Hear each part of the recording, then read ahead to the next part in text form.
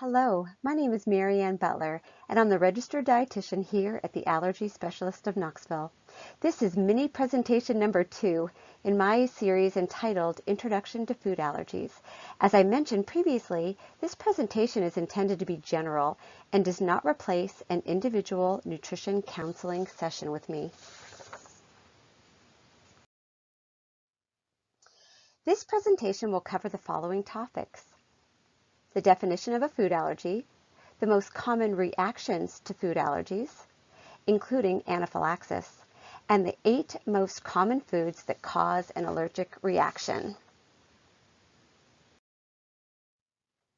Information for this presentation comes from the National Institutes of Allergy and Infectious Disease and the American Academy of Allergy, Asthma, and Immunology. The National Institute of Allergy and Infectious Disease defines food allergy as an adverse health effect arising from a specific immune response that occurs reproducibly on an exposure to a given food. That may be a bit wordy, so it's important to note specific immune response and the word reproducibly.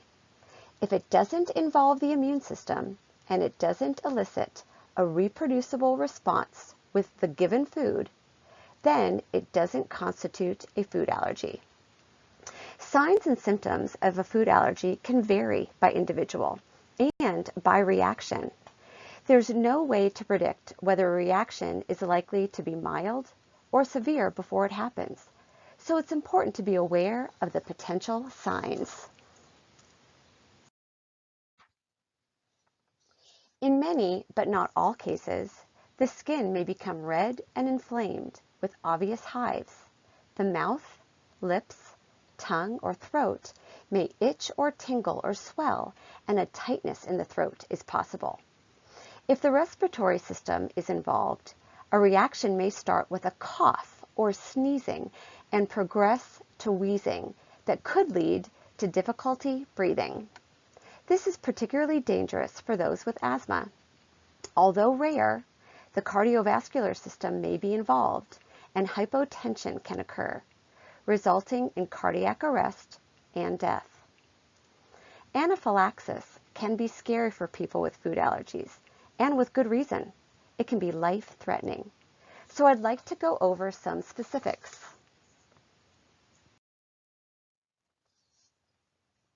Anaphylaxis involves more than one organ system and often refers to a life-threatening reaction.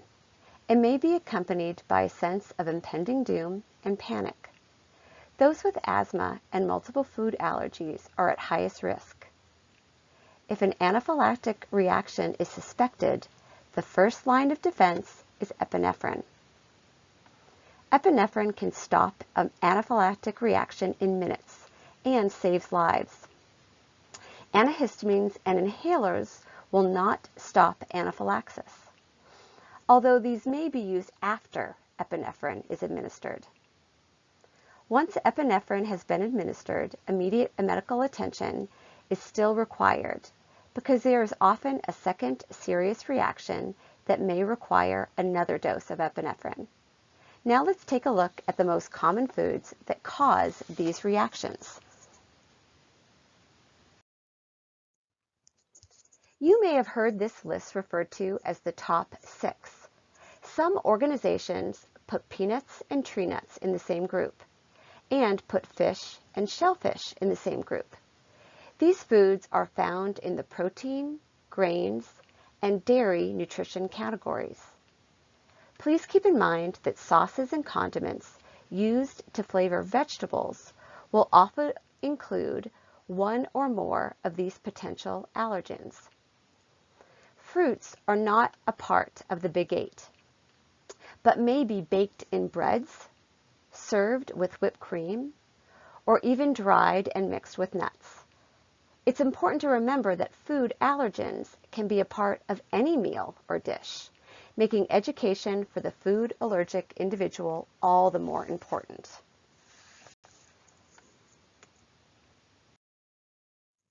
Thank you for watching my second presentation on the introduction to food allergies.